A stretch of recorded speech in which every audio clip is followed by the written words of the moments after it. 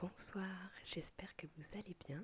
Aujourd'hui, je vais vous présenter donc 3 nouvelles survivantes qui ont débarqué sur l'aventure Life or Death. Je vous les présente parce que vous serez peut-être amenés à les croiser dans d'autres histoires que je vous raconterai. Merci en tout cas de me suivre chaque dimanche, ça me fait beaucoup plaisir. Je vois qu'on est 1000 abonnés maintenant.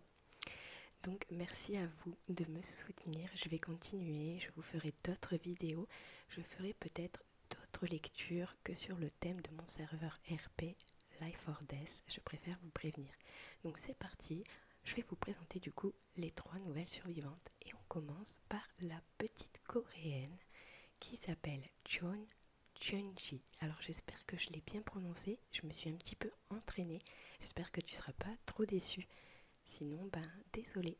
Voilà, c'est parti pour Choi Chun-ji. Choi Chun-ji, elle a 24 ans, donc c'est une coréenne.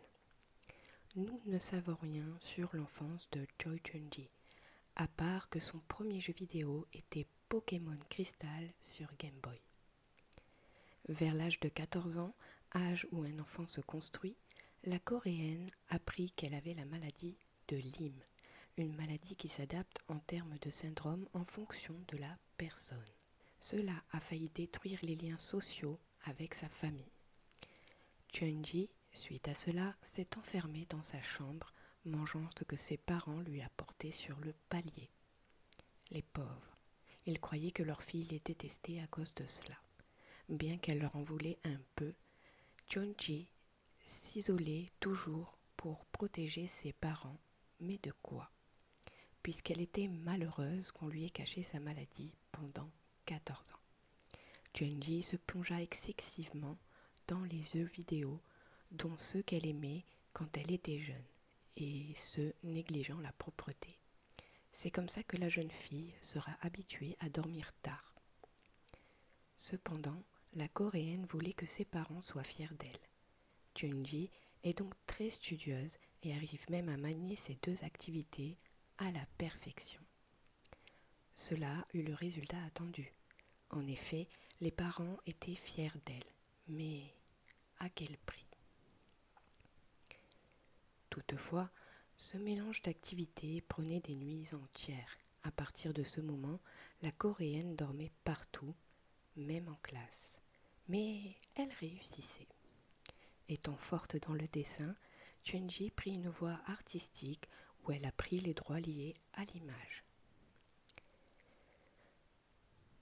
Tout allait bien pour la jeune femme, puis venu le jour où les youtubeurs se firent connaître. Chun-ji aimait bien traîner sur YouTube, notamment pour chercher des let's play. La coréenne voulait devenir youtubeuse afin d'allier sa passion et aussi pour sortir virtuellement de sa solitude, même si elle sait qu'elle n'en sortira jamais. 28 septembre 2020 sort Genshin Impact, un jeu que Nji va accrocher puisqu'elle ne peut pas sortir de sa chambre. Il fallut attendre la 1.3 en février 2021 pour que la coréenne se prenne d'affection pour un personnage. En effet, l'un des 5 de cette version est Yutao.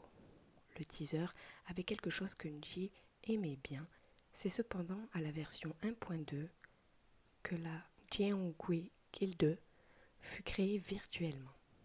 Celle-ci constituait à aider les joueurs débutants à vaincre des boss pour les matériaux d'élévation ou de tout simplement aider. Il fallut attendre la 1.4 pour que la guilde soit reconnue de tout Teyvat et, de fil en aiguille, fasse des séances photos. Chun-ji ne pouvait pas venir et parler donc avec des joueurs débutants à travers son ordinateur, utilisant Raon. Et c'est tout pour l'histoire de Chun-ji. Il a dû avoir le blackout juste après. On va passer du coup aux objectifs de notre jeune Chun-ji. Alors Chun-ji, tu as dit, tout est écrit dans mon petit cahier. Chun-ji voudrait devenir une alchimiste dans ce jeu. Oui, parce que vous ne savez pas, mais Junji, en fait, pour l'avoir croisé avec mon personnage Agathe, Junji, elle est carrément dans un jeu vidéo. C'est-à-dire que elle n'a pas compris, en fait, je pense que... enfin, du moins la première fois que mon personnage à moi l'a rencontré, donc Agathe, Junji, elle se croyait dans un jeu vidéo. Donc c'est pas plus mal, en fait, elle croit que c'est un jeu et non pas quelque chose de sérieux. Donc elle voudrait devenir une alchimiste, du coup, dans Life or Death. Elle voudrait apprendre la langue du Brutocolinus à Alexandre. Donc Alexandre est un autre survivant. Je vous l'ai présenté dans d'autres vidéos sur les survivants. C'est un chasseur de monstres, il me semble, enfin du moins sa famille. Elle voudrait donc lui apprendre. Mais qu'est-ce que c'est que cette langue, Junji? Est-ce que tu pourrais nous expliquer? Parce qu'il y a pas mal de choses dans tes objectifs que je n'ai pas forcément compris. Du coup, n'hésite pas à poster un petit commentaire pour nous expliquer. Junji voudrait trouver du soufre et du nitrate de potassium afin de réaliser une recette. Je ne sais pas ce que tu prévois, Junji, mais fais-le nous savoir ou alors garde-le pour toi, garde le suspense pour ne pas spoiler. Enfin, Junji voudrait réitérer l'expérience constituant un montrer l'œil divin à Aaron. Là c'est pareil, je ne sais pas trop de quoi tu parles, Junji, de cet œil divin, de quoi il s'agit, explique-nous. On va ensuite passer à la seconde survivante de Life or Death qui vient d'arriver. Elle s'appelle Julia Asgeir et je pense que son nom vous rappellera peut-être quelque chose, peut-être un survivant que je vous ai déjà présenté dans l'une de mes premières vidéos. C'est parti. Julia Asgeir a une très courte histoire. Cette jeune femme au sang brûlant est née en Suède et nous ne savons pas exactement où, mais ce que nous savons, c'est que cette petite au nom déchu a eu de nombreux problèmes. Une mère qui lui a donc appris la vie sans père. Avoir un caractère fort et être comme du roc ne lui a pas permis d'avoir un grand nombre d'amis. Après quelques années de pure solitude du bac, la jeune femme, malgré le très peu de temps passé en cours, avait un gros manque de culture. Elle fera donc son blackout pendant une chasse intense. Voilà pour l'histoire de Julia, on en sait très peu, mis à part qu'on a des doutes sur le fait qu'elle ait un lien, peut-être, elle a peut-être juste le même nom, mais elle a quand même le même nom que Rune Asgeir, Rune qui était un survivant à l'époque sur Life or Death, mais je ne peux pas vous en dire plus parce que ça concerne une certaine intrigue, l'intrigue de Lilith, que je vous invite à aller écouter parce que je n'ai pas terminé de la raconter.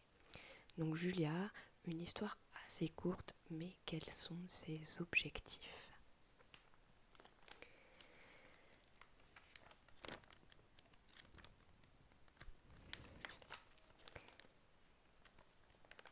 Julia, elle veut avoir des infos du coup sur Rune Asgeir. J'espère pour toi que tu pourras le retrouver s'il est encore vivant parce que il avait eu quelques problèmes en tant que survivant, mais je ne peux pas vous en dire plus. Elle voudrait retrouver le survivant Aire. Aire, c'est pareil, je vous l'ai présenté dans une autre vidéo sur les survivants. Je vous invite à aller les regarder toutes parce qu'il commence à en avoir beaucoup.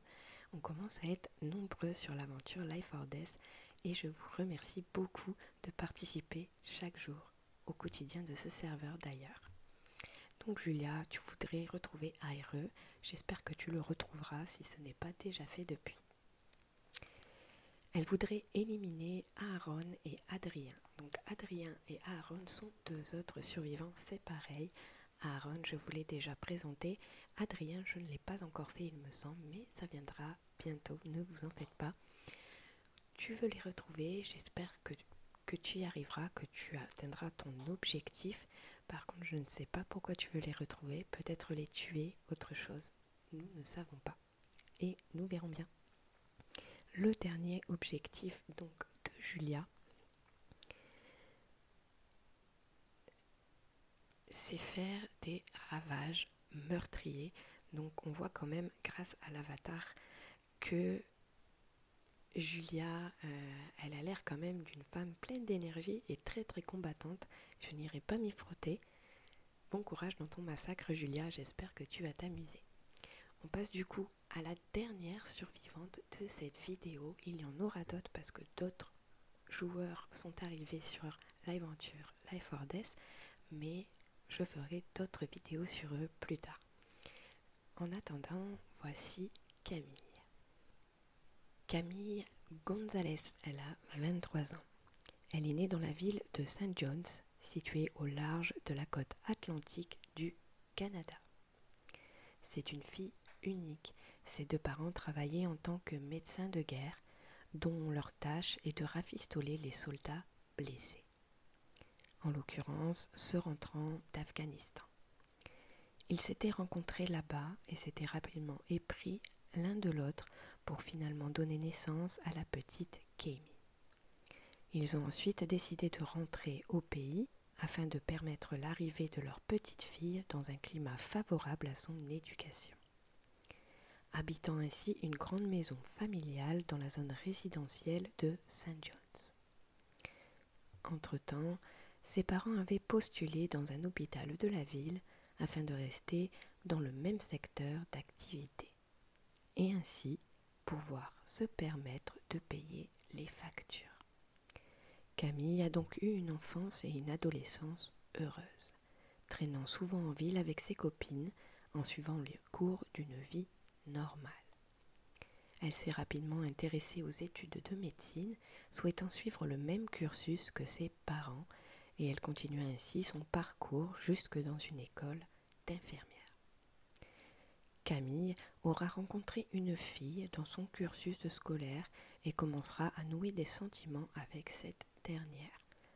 Nombreuses furent ses conquêtes masculines et féminines précédentes, mais celle-ci semblait finalement être la bonne.